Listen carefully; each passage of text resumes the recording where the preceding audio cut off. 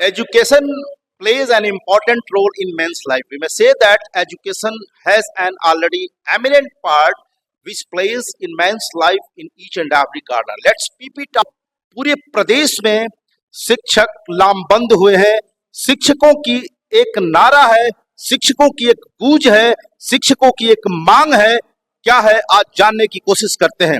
उत्तर प्रदेश सरकार के खिलाफ आज पूरे उत्तर प्रदेश के हर जिलों के हर ब्लॉक स्तर पर शिक्षक धरना प्रदर्शन करने के लिए बाध्य हुए हैं।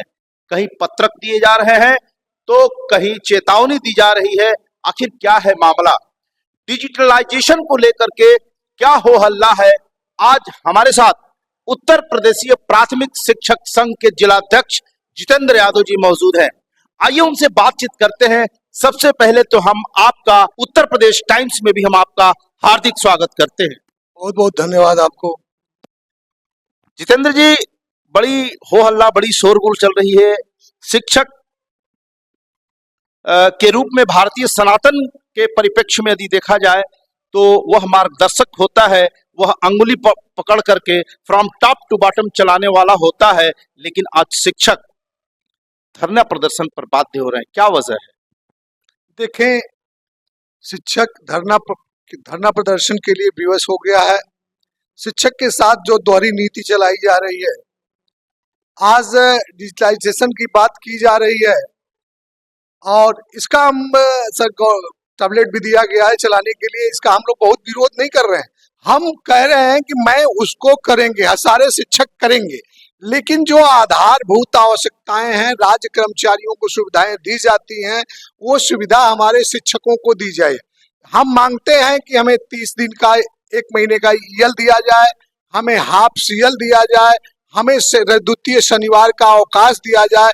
इसमें सरकार के ऊपर कोई आर्थिक बोझ भी नहीं पड़ रहा है, लेकिन फिर भी सरकार इसको नहीं मान रही है। हमें सिर्फ पूरे साल में 14 दिन का सीएल मिलता है। हमारे विद्यालय ग्रामीण अंचलों में है, ऐसी जगह पर हमारे विद्यालय हैं जहां पर कि रास्ते एकदम नहीं है, दुर्गम रास्तों से होकर के अध्यापक वहां जाता है।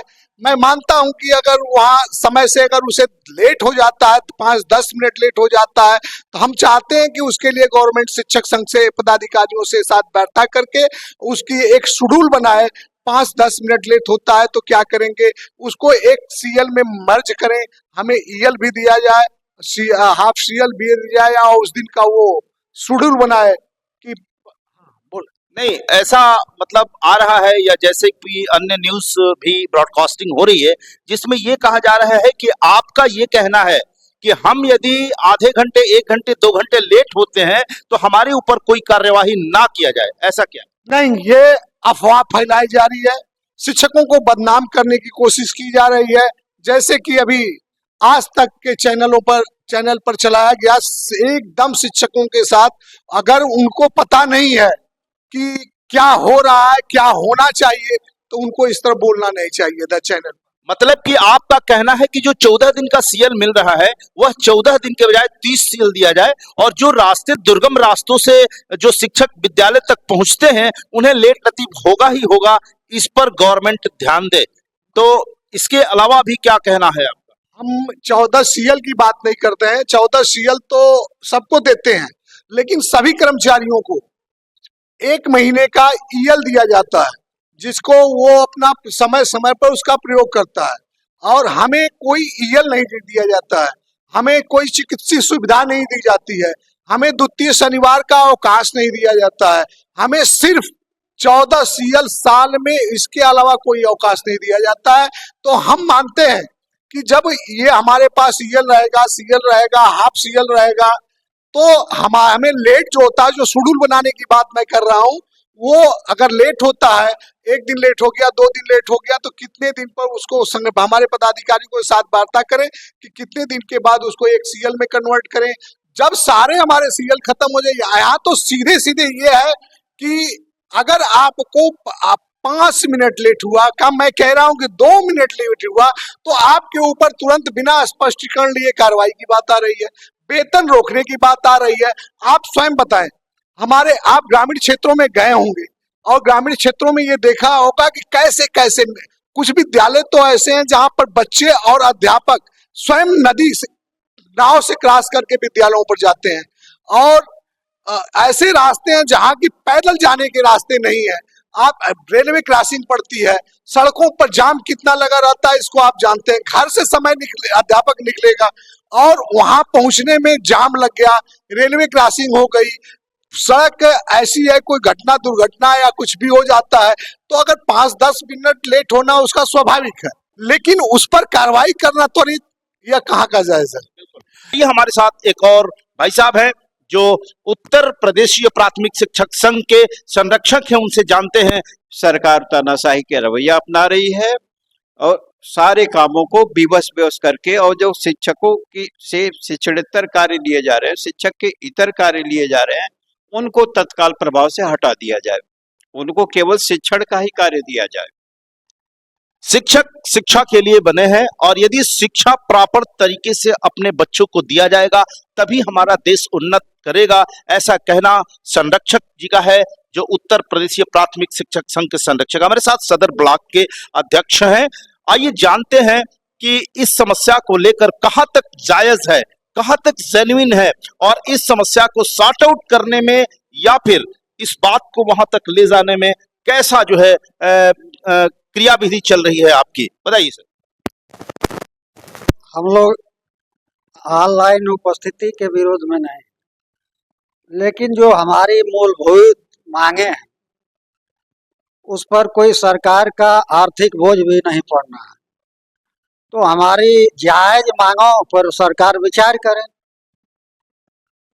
मान लीजिए कि हम किसी बस से जाते हैं तो अब हम बस के हिसाब से चलेंगे न कि बस हमारे हिसाब से चले। उसी बस से हम 4 दिन समय से पहुंचते हैं, लेकिन वो बस 2 दिन 10 मिनट लेट कर गए तो वो हमारे बस की बात की नहीं। पहुंच तो हम रहे हैं, हमारे चाहने से भी वो बस पहले नहीं पहुंचेगी। तो इन छोटी छोटी समस्याओं पर मानवीय आधार पर सरकार विचार करे और हमारी जो जायज मांगे। तो इस क्रम में हमारे साथ सदर ब्लॉक के वरिष्ठ उपाध्यक्ष हैं। आइए जानते हैं ये समस्याओं को लेकर के क्या सोच रहे हैं। देखिए, ये डिजिटलाइजेशन जो सरकार की तरफ से किया जा रहा है पूरी तरह से अव्यवहारिक और स्वीकार्य योग्य नहीं है। कि हमारा जब तक मांग हमारी शिक्षकों की नहीं मांगी जाती है तब तक हम शिक्षक के साथ खड़े हैं। आपको मैं बता दूं, यह ऐसी मांग है कि इसमें हम लोगों को यानी पदाधिकारियों को बहुत कुछ कहने की जरूरत नहीं है। हमारे पास अध्यापकों के शिक्षकों के स्वयं फोन इतने आए हैं, स्वयं अध्यापक समाज उसका बहिष्कार कर रहा है। तो अगर शिक्षक हमारा शिक्षक प्रतिनिधि है तो हमारा अध्यापक अगर जिस काम को नहीं करना चाहता है, जिसके साथ उसके साथ अन्याय हो रहा है, उसके खिलाफ कार्रवाई होगी तो मैं संगठन निश्चित रूप से मजबूती के साथ उसके खड़ा रहेगा और बचाएगा। इसलिए संगठन उसमें है, कोई समझौता नहीं है।